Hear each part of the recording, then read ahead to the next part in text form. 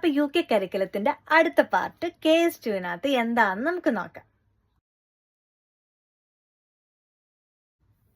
അപ്പോൾ KS2-നകത്തും സെയിം ആണ് core subjects.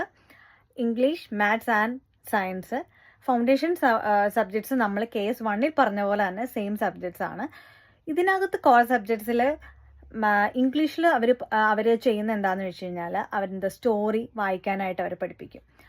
പിന്നെ അതെന്താണ്, ആ സ്റ്റോറി എന്താണെന്ന് മനസ്സിലാക്കാനായിട്ട് അവർക്ക് അതിനുള്ളൊരു കാപ്പബിലിറ്റി അവർക്ക് ഏൺ ചെയ്യാൻ പറ്റും. പിന്നെ അതിന് സ്പെല്ലിങ്സ് പഠിപ്പിക്കും, ഗ്രാമർ, എവിടെയാണ് കോമ ഇടേണ്ടത്, എവിടെയാണ് പങ്ക്ച്വേഷൻ വേണ്ടത്, എല്ലാ കാര്യങ്ങളും അങ്ങനെ പഠിപ്പിച്ച്.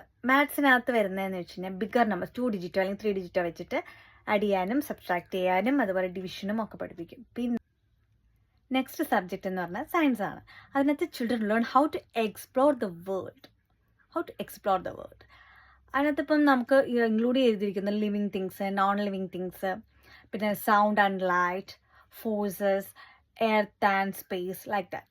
അങ്ങനെ കുറേ കാര്യങ്ങൾ വേൾഡുമായിട്ട് റിലേറ്റ് ചെയ്തിട്ടുള്ള കാര്യങ്ങൾ നമ്മുടെ ഡേ ടു ഡേ ലൈഫിൽ നടക്കുന്നതും കാണുന്നതുമായിട്ടുള്ള കാര്യങ്ങൾ അവരെ എക്സ്പ്ലോർ ചെയ്യിപ്പിക്കുകയാണ്.